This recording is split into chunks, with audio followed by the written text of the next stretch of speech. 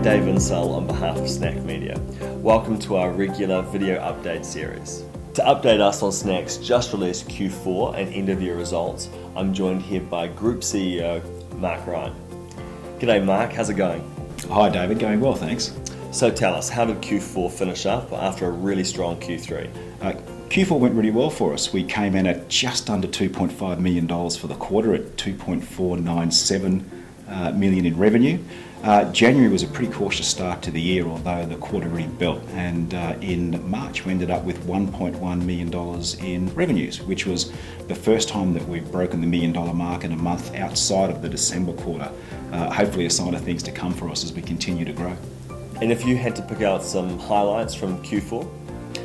Well, you can't beat $1 million month in a business that's growing, but what was great as well is we really did some innovative campaigns for some new clients. They included Line Nathan, Fonterra, ASB, Disney, Google came on as well. So it was really good to see those brands choosing us and choosing our ad technologies out there that we really feel are making a difference in market.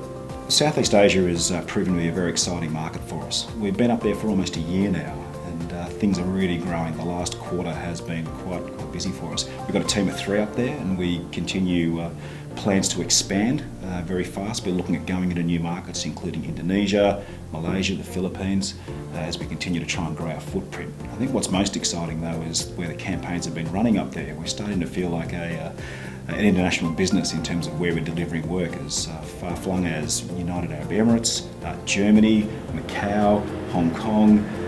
The brands are really coming on in that part of the world for us, and we're really doing some great work. TV Sync has been another fantastic product for us, particularly over the last 3 to 6 months. We only launched it in November, and since then we've had a procession of brands line up to try this new technology. We brought it in as a first to market.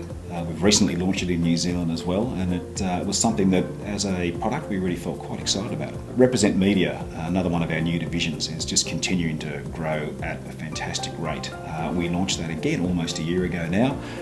Since then we've picked up some significant premium publishers, and particularly in the last 3 to 4 months where we have signed up CBS Interactive across Asia Pacific, which is a range of spectacular titles including GameSpot, CNET, Show.com, which we're able to represent across 12 countries in Asia. Look, we're also really happy with the awards and recognition that we've received in the last quarter. That included a Webby Official Honoree, which is one of only a very small number of those awards given out from across about 9,000 entries across a diverse number of categories. And we also received our 2nd consecutive Best for Workers award, which again just showed that as a business we're growing fast, but we're also trying very hard to maintain a strong culture and really look after our people as we do that. And how did 2015 end of year finish up? Our revenue came in at $9.88 million for the year, which was just shy of the $10 million that I would have really liked to have delivered to the shareholders. It was a good year though, at about 40% plus year-on-year growth. We also have had a loss of $4 million for the year.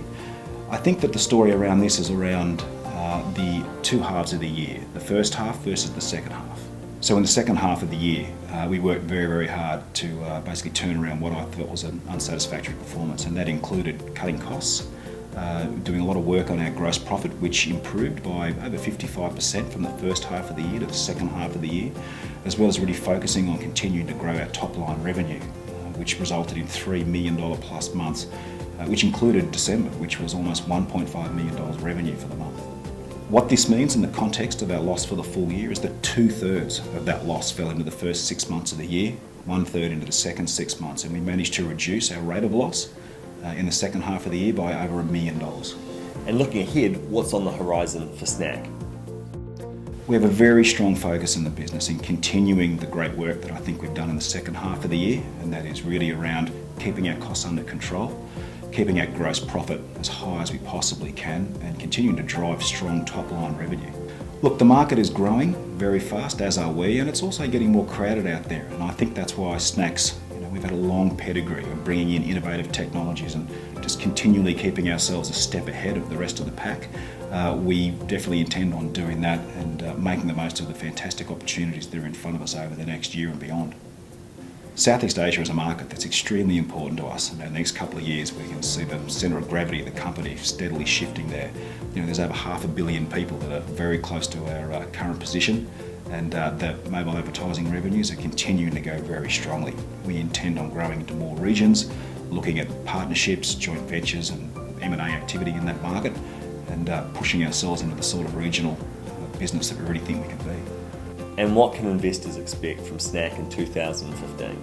Look, the share price, I think, reflects the last lot of data that we sent out to the market, our interims, and as I've been very clear about, I think the first half of the year, it was not the sort of performance that Snakk has delivered in the past. And the second half of the year, I think we've turned that round. I think the business is on a fantastic trajectory, and I would hope that the share price will follow based on what we've been doing to continue to improve the business.